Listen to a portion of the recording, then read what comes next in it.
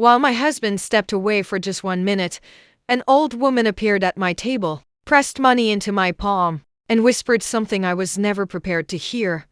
I didn't know a life can crumble between two breaths. Her voice trembled, like someone carrying a warning too heavy for her age. And in that flickering lantern light, my heart learned fear. The night had been gentle until then. Lanterns swayed softly under the sea breeze, their warm glow painting quiet gold across our plates. Waves tapped against the wooden deck, steady and calm, almost like an old lullaby. It was supposed to be a peaceful dinner, our first in weeks. My husband smiled, squeezed my hand, and said he'd be gone for just a minute. I watched him walk away. His chair still held the warmth of his presence. Then her shadow fell across the table. She moved slowly, like each step cost her something. An elderly woman, wrapped in a pale shawl that fluttered like loose feathers in the wind. Her fingers shook before they even touched me. And then she pressed a folded stack of money into my palm so swiftly it felt like a secret being shoved into my skin. "Leave," she whispered. The word barely carried enough strength to reach me. "Please, leave before he comes back." Her breath had salt in it, not from the ocean, but from fear itself. And for a moment, I could only stare at her, my fingers tightening around the unexpected weight in my hand. The lantern above us flickered, as if hesitating with me. I opened my mouth to ask who she was, what she meant. But her eyes silenced me. Old eyes, wet eyes, eyes that had seen something she wished she hadn't. She leaned closer, trembling. "You don't know what's coming." And just like that, trouble did not knock. It simply sat down beside me. The moment she leaned closer, I felt something cold run through me because her face wasn't entirely unfamiliar. Some memories don't return clearly. They return like shadows. And her eyes held a guilt I couldn't place, but it felt connected to me in a way I didn't yet understand. She lowered herself slowly into the chair across from me without asking, her breath trembling as though she'd outrun something. The lantern above us swayed again, brushing light across her features, and that's when I noticed it. A faint scar near her wrist, thin and pale, like something healed long ago but never forgotten. I didn't know why my stomach tightened at the sight. Maybe because scars rarely appear without a story. And hers looked like it carried sorrow. The air around her smelled of sea salt, far sharper than the gentle scent from the waves outside. Almost metallic, almost like salt water mixed with something heavier, something that didn't belong on a peaceful evening. She kept glancing toward the corridor where my husband had disappeared, her fingers clutching the edge of the table hard enough to turn her knuckles white. The fear in her posture was so raw that it pressed against my ribs. I leaned forward, softer than I felt. Do we know each other?" Her eyes flicked to mine, wide and wet, as if the question itself hurt her. "You shouldn't," she whispered. "But I know enough." The wind brushed my shoulder like a warning. The restaurant's soft music felt suddenly too gentle, like a lullaby hiding thunder. I searched her face, the soft wrinkles, the trembling jaw, the way she avoided looking at the money she had forced into my hand. And then it struck me like a cold tide. I had seen her somewhere, not clearly, but in passing. A shop doorway, a market corner, a waiting room maybe, always looking at me with a strange sadness. She swallowed hard. "You need to leave before he returns. Trust me, child. I've seen what happens when women stay. Sometimes strangers are not strangers, they're warnings tied to our past." When she pushed the folded money toward me, I thought she was confused. But then she whispered, "Please leave, right now." My breath froze midair. Why would an elderly woman beg me to run? And who was she trying to save, me or herself? The bundle lay between us like something alive, something dangerous. The lanterns above flickered again, casting thin strokes of gold and shadow across the table. My fingers hesitated, hovering over the folded stack as if touching it might pull me into a world I wasn't ready to enter. But curiosity or fear won. I unfolded it slowly. The crisp bills weren't what caught my breath. Tucked between them was a small torn photograph, its edges frayed, the paper softened by time or by trembling hands. I held it closer to the light, and my heart jolt stopped for a full second. My husband, only part of him, blurred at the corner, but unmistakably him the way he stood, the tilt of his shoulders, the same shirt he still kept in the back of our closet. The rest of the picture was torn away, as if someone had ripped the memory apart in anger or grief. I looked up sharply. Her eyes were wet not with sadness, but with dread. "Do you understand?" she whispered. Don't I breathed. But the truth was, a faint trembling had already begun in my chest. This wasn't charity. This wasn't confusion. This wasn't a stranger mixing up faces in the dim lantern glow. This was a warning too urgent to ignore. She pushed the photograph back into my hand with a trembling finger. "He was in that picture with my daughter," she said, voice quivering. "And now my daughter is gone." The wind shifted, colder than before, making the lantern sway harder. The sea, so gentle moments ago, sounded suddenly restless beneath the deck. "You need to run," she repeated, barely audible. "Because people don't pay you to run unless they're sure danger is already here." By the time my husband came back, she had vanished, leaving only her scent and my shaking hands behind. He smiled too easily. His eyes didn't match the calm in his voice. And suddenly, every little detail felt staged. I tucked the wad of money and the torn photograph beneath my shawl so quickly my fingertips burned. The chair across from me was still warm from where she had sat, but she was gone, swallowed by the evening air like a warning that had never been spoken. My husband slid into his seat with the practiced charm of a man who believed nothing in his world could shift without his permission. "Sorry, love," he said, adjusting his cufflinks. The call took longer than I expected. His voice was smooth to smooth. It stretched like honey over something sharp underneath. I watched him closely, too closely. The lantern's light caught the faint sheen of sweat along his temple. He reached for his glass, but his fingers hesitated for just a fraction of a second, as if measuring my reaction before taking the sip. "What did I miss?" he asked lightly, leaning back, every muscle relaxed. Yet his gaze flickered to the empty seat across from me. He noticed. He noticed she had been here. I forced a smile, the kind that cracked instead of softened. "Nothing," I said, folding my shawl tighter around my shaking hands. "Just a breeze." He laughed, just a little too loud, a little too rehearsed. "Well, I hope you didn't get bored without me." But I wasn't listening to his words. I was watching his eyes. Eyes that skimmed over my face with the speed of someone checking for trouble. Eyes that didn't carry the warmth they used to, only calculation, wearing kindness like a thin coat. My heart beat unevenly, each thud echoing the old woman's whisper. "Run." He leaned forward, brushing imaginary crumbs from the table. "Now," he said gently, "shall we order dessert?" I swallowed the rising dread, because sometimes it's the person who laughs with you who hides the storm. On the way home, the silence felt heavier than the waves crashing outside.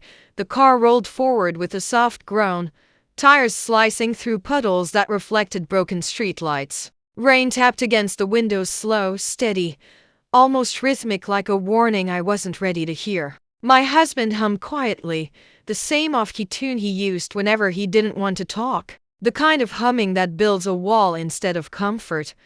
I kept my gaze on the window, watching water trails blur the world into soft, trembling lines. My fingers were wrapped around that envelope the old woman had pressed into my hands. Cold, too cold, as if the money itself carried fear. Every few seconds, I felt my husband glance at me. But he didn't ask. He didn't reach out. He didn't wonder why I was suddenly so still. His hands rested loosely on the steering wheel, but his jaw, tense, sharp, betrayed him. He was waiting for something. Or hiding something. Maybe both. "Long day," he said finally. His voice felt rehearsed. I nodded, still staring at the rain. Nothing more. The silence inside the car thickened, stretching itself between us like fog. Even the music from the radio, a soft instrumental, felt drowned beneath it. Outside, waves slammed against the rocks on the coastal road, their sound faint but steady, powerful, honest. Unlike the silence sitting beside me, my thumb brushed the edge of the envelope. I could feel my pulse in it. Should I ask who she was? Should I mention what she whispered? Should I tell him she knew him? But the rain kept falling, and he kept humming, and something inside me whispered back, "Not yet." The car turned towards home, the streetlights fading behind us, and in that fading light, I realized something. Silence can reveal what words try to hide. When we reached home, the front door was slightly open, though I remember clearly locking it myself. The car hadn't even cooled when I felt it, an uneasiness that rose like a tide. The porch light flickered weakly, throwing pale, trembling shapes across the steps. My husband walked ahead, keys in hand, but stopped when he noticed it too, the door resting ajar, a thin line of darkness slipping through the crack. My heartbeat climbed higher in my throat. I wasn't sure if danger had followed us, or if danger had been waiting quietly inside, patient, breathing, listening. The moment he pushed the door wider, a gust of air brushed past us. Cold, damp, familiar. The faint smell of sea salt drifted out. Subtle but unmistakable, the same scent that clung to the old woman's shawl just an hour earlier. I stepped in slowly. Lamps in the living room flickered as though startled. The shadows along the walls seemed to shift, long and restless, like someone had been moving through them only moments ago. Probably the wind, my husband muttered, but the windows were shut. I had locked them myself. My eyes scanned the room. The cushions were slightly out of place. A drawer stood half an inch open. A small puddle of water, thin, almost invisible, glimmered near the rug, as though someone had stepped in with wet shoes. He didn't notice anything, or pretended not to. I touched the back of a chair. It was still warm. A feeling spread through me, slow, cold, undeniable. Someone had been here. Not a thief. Not a stranger rummaging. No. Someone who knew what they were looking for. My husband exhaled loudly, forcing a casual tone. See? Nothing's wrong. But something was wrong. Terribly wrong. Because sometimes the first betrayal isn't entering a house, it's realizing someone else already did. A cold draft came from my husband's study, and the room looked like someone had searched it minutes ago. The hallway felt colder than the rest of the house, as though it had been holding its breath. When I reached the study door, it swayed slightly open, just enough for a thin ribbon of icy air to slip through. I nudged it with my fingertips, and it creaked softly, betraying the stillness inside. Books were scattered across the rug, some lying face down as though dropped mid-search. Papers curled at the edges, lifted by the draft. A drawer hung open like a gaping wound, its contents half pulled, half fallen, as if someone had rummaged through it with urgency rather than care. My fear didn't rise suddenly. It settled, quiet, heavy, certain. This wasn't an accident. Someone had been here with purpose. I stepped inside slowly, my breath barely moving. A pen lay snapped in two on the floor. My husband always treated his things with obsessive neatness. He would never leave his sanctuary in this state. Then I saw it. On the desk, under the dim pool of yellow lamplight, lay a photograph. The edges were smooth, untorn, whole. My fingers trembled as I lifted it. It was the same picture the old woman had slipped between the money, only this time nothing was missing. My husband stood in the center, years younger but unmistakable. And beside him was her, the same woman who had pressed cash into my hands just hours ago. Her hair darker then, her posture straighter, but her eyes unmistakable. They weren't strangers. They weren't even acquaintances. Their closeness in the photo was undeniable. Behind me, the house creaked as if shifting under the weight of truth. The truth doesn't hide. It waits quietly for the moment you finally dare to walk in. When he entered the room behind me, he didn't even flinch at the mess, as if he already knew. I didn't hear his footsteps at first, just a soft shift of air behind me, the way the room seemed to stiffen. When I turned, he was already standing at the doorway, his expression smooth, almost rehearsed. Most people would have gasped at the overturned books, the open drawer, the papers dancing faintly in the draft. But he didn't, not even a blink. Instead, he stepped past me, brushing my shoulder lightly, a touch too casual for a room torn apart. The wind probably knocked things over, he murmured, bending to pick up nothing, pretending to care about nothing. His voice held a calm that didn't belong to innocence. It belonged to someone who had no reason to be surprised, a practiced calm. A familiar lie wrapped in softness. My fingers tightened around the photograph in my hand, its edges digging into my skin, grounding me. He didn't ask what I was holding. He didn't even look. His eyes stayed on the floor, drifting across the mess as if it were a scene he'd already memorized. The man I'd shared a life with was suddenly a stranger wearing my husband's face. I watched him close the dangling drawer with a single, careless push. His movements had no urgency, no confusion, no fear. And in that moment, I understood something painful and clear. I wasn't discovering anything. I was simply catching up to a truth he'd been living with for years. A faint smell of sea salt lingered in the room, the same scent the old woman carried. He didn't acknowledge it, didn't notice it, or perhaps didn't need to, because people don't fear entering a storm they helped create, and people don't flinch at secrets they already expect to see spilled across the floor. A soft knock came at the door, 3 slow taps, and when I opened it, she was standing there in the rain. Her silhouette was barely visible through the blur of the storm. Rain streaked down the glass like trembling fingers. When I pulled the door open, she stood there hunched, breath quivering, her shawl soaked through and clinging to her thin bones. For a moment, she didn't speak. She just looked at me with eyes that begged for honesty and forgiveness she didn't dare ask for. Behind me, I heard my husband's footsteps stumble to a stop. He froze just like that, the kind of stillness that belongs to guilt, not fear. Thunder rolled just above the roof, long and low. I stepped aside, and she crossed the threshold. With slow, deliberate steps, her sandals dripping onto the floor. She held the edge of her shawl like it was the only thing keeping her together. She refused to look at him. He refused to breathe. "Thank you for opening the door," she whispered, voice cracking under some invisible weight. The air felt heavier, thick with something unspoken. A storm wasn't just outside, it had stepped into my home. I guided her toward the living room, the same room that still smelled faintly of sea salt, a place where truths lingered in corners, waiting to be heard. My husband stood at the doorway, gripping the frame as though it might collapse. Rainwater dripped from her shawl onto the carpet. The sound was soft, but it echoed louder than thunder. She finally lifted her gaze, not at him, but at me. "I need to tell you," she said, voice trembling, "before it's too late." Her words shook something deep in my chest. The storm outside cracked the sky open, and the storm inside my home cracked me open. Truth often arrives looking small and wet, but carrying thunder in its hands.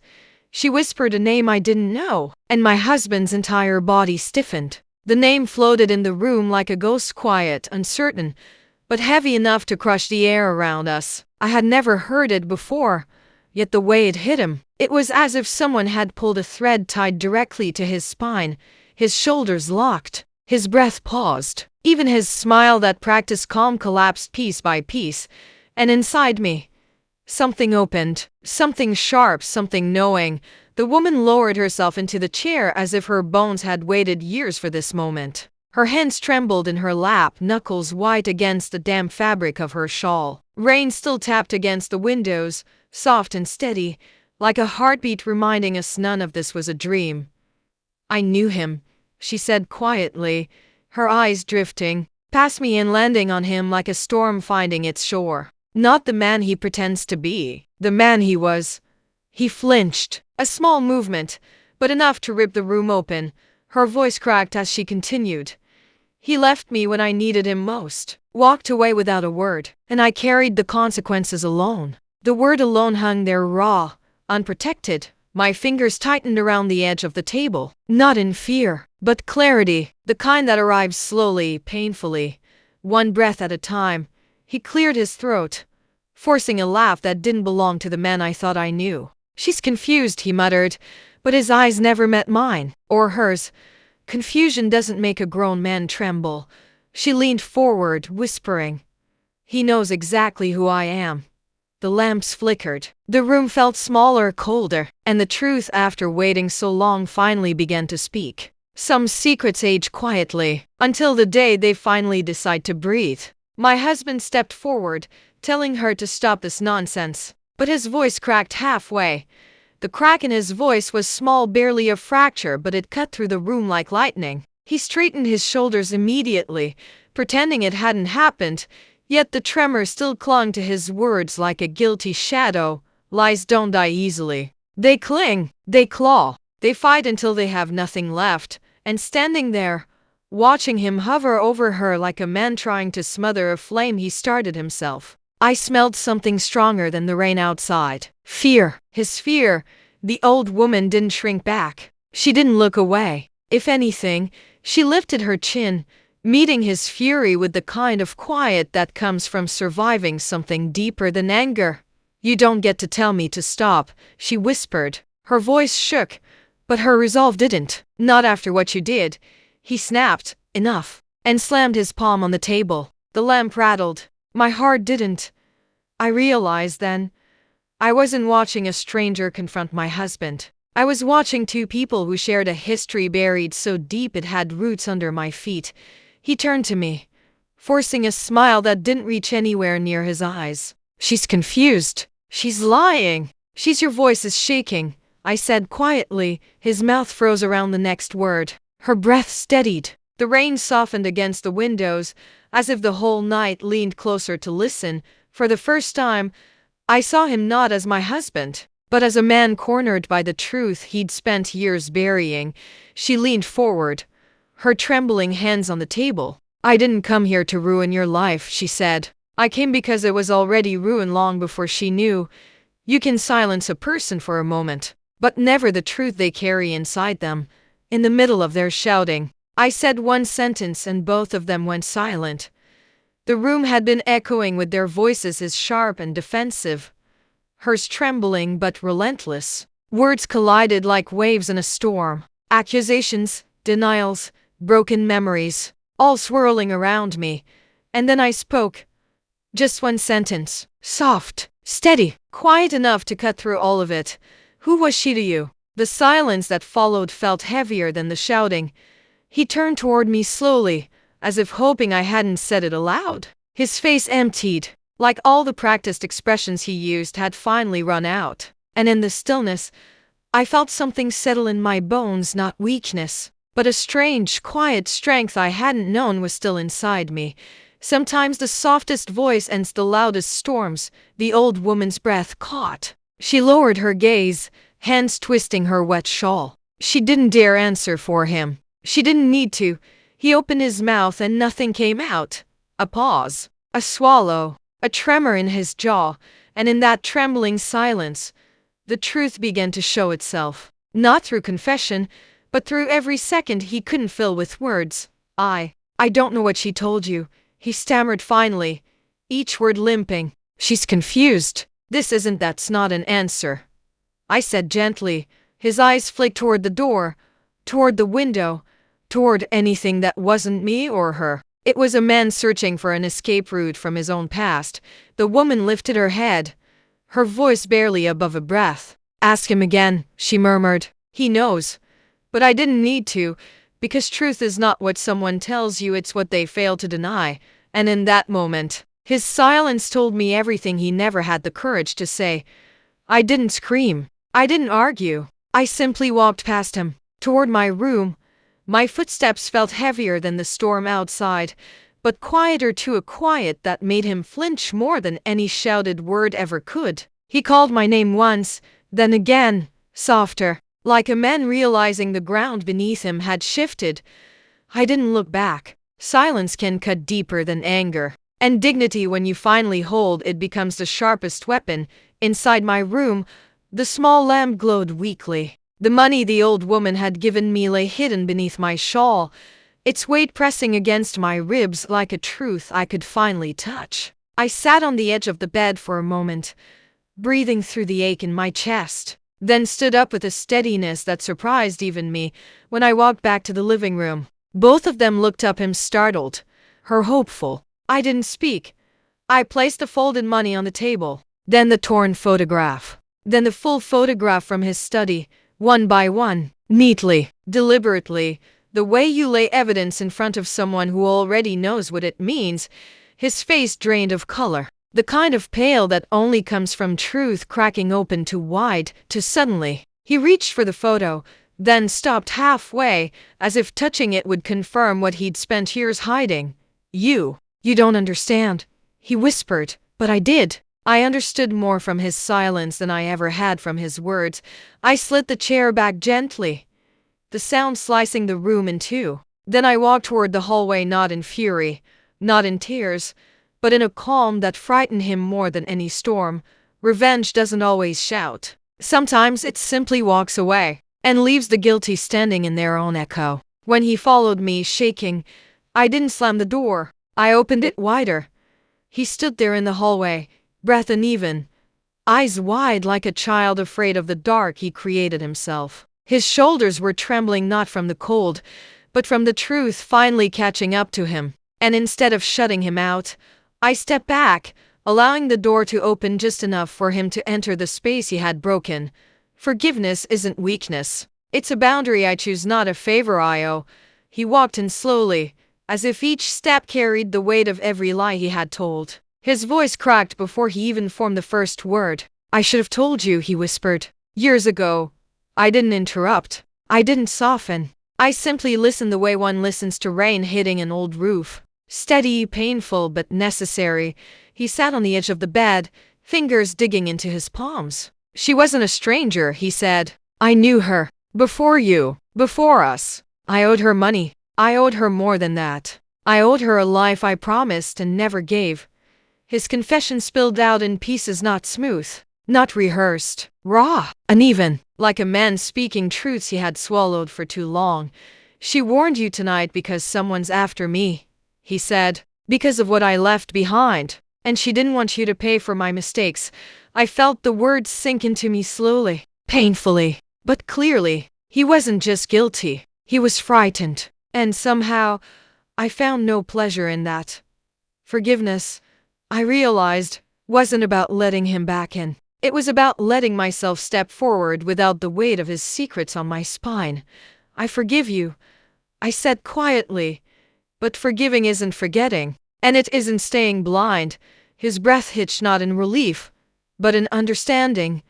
Forgiveness is accepting reality, not excusing it by mourning. The sea outside was calmer, and so was I. The waves, which had roared through the night like an angry heart, now folded gently against the shore. Their rhythm felt softer, almost apologetic. A long night had finally exhaled, leaving behind only the hush of a new day. And somehow, inside me, the storm had settled too, not vanished, but tamed. I sat by the window with a warm cup of tea, steam rising like a quiet prayer. The old curtains fluttered in the early breeze, brushing lightly against my arm, reminding me I was still here, still standing. The house felt different, not because of what happened, but because of what I now knew. Truth changes architecture, it rearranges the walls inside you.